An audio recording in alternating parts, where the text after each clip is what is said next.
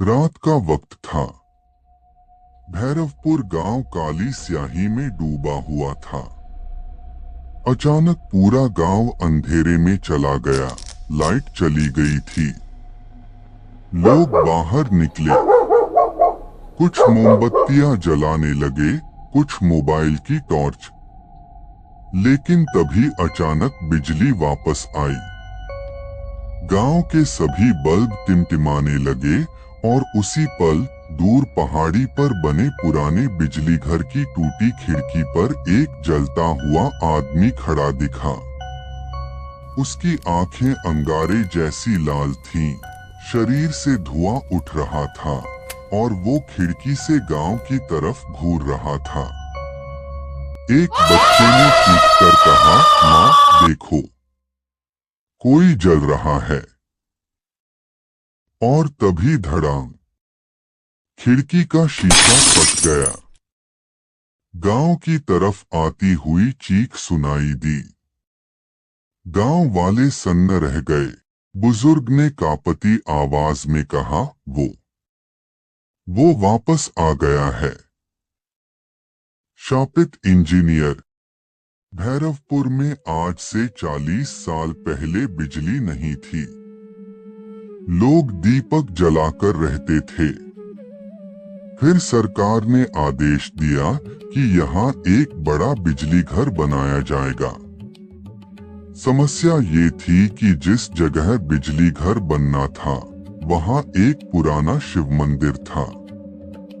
गांव वालों ने विरोध किया, देवता की भूमि को मत तोड़ो, इससे अनर्थ होगा।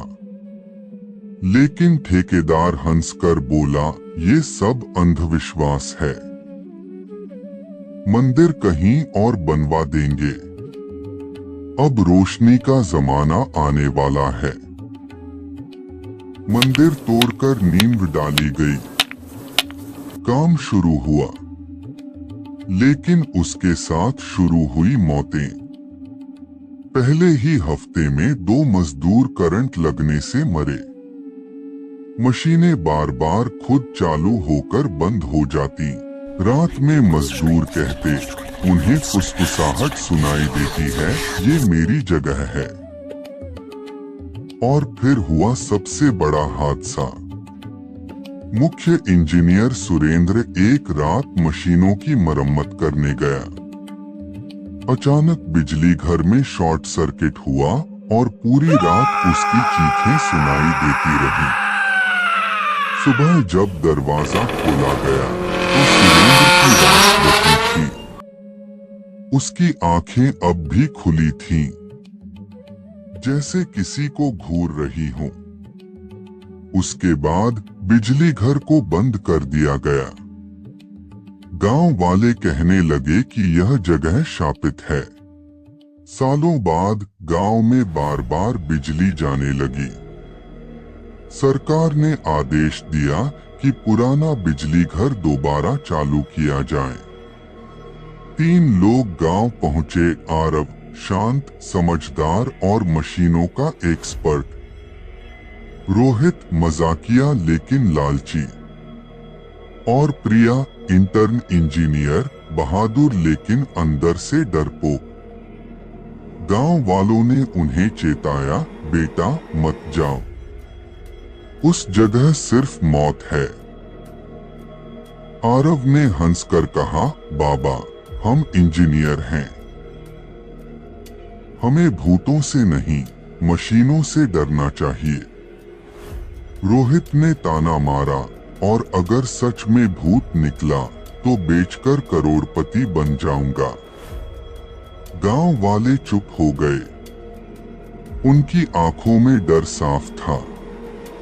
पहली रात तीनों बिजली घर पहुंचे।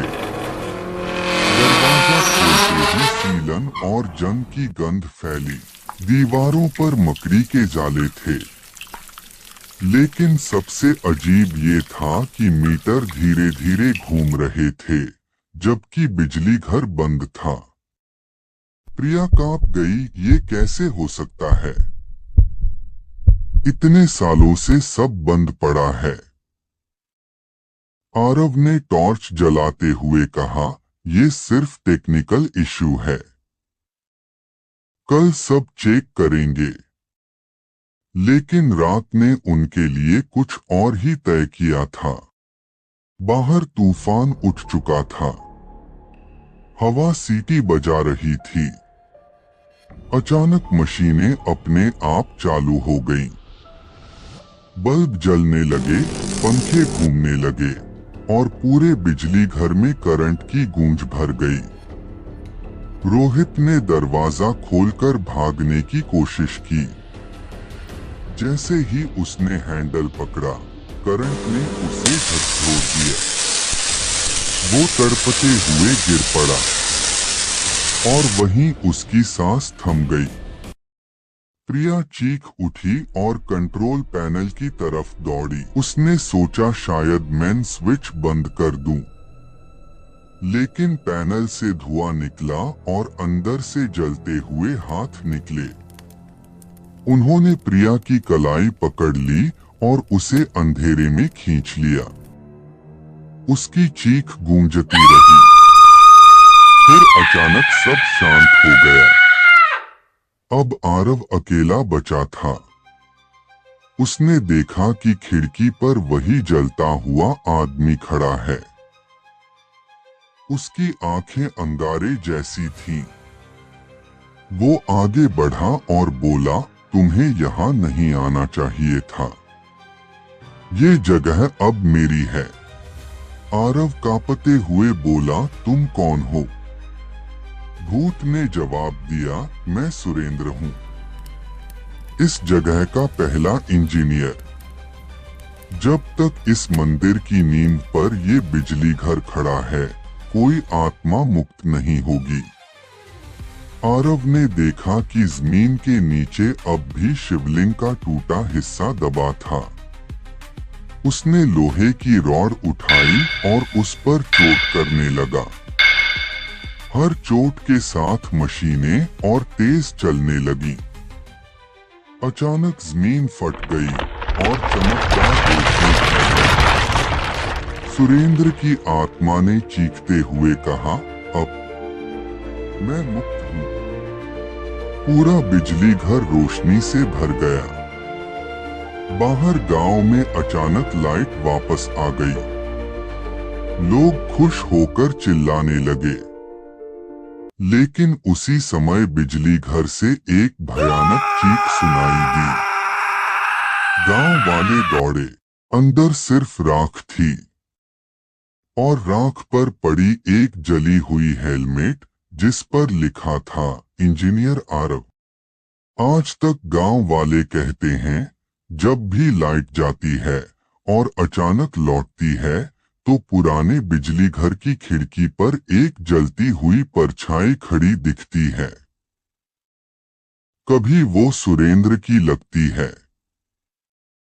कभी आरव की, और तभी हवा में फुसफुसाहट सुनाई देती है, ये जगह अब भी मेरी है।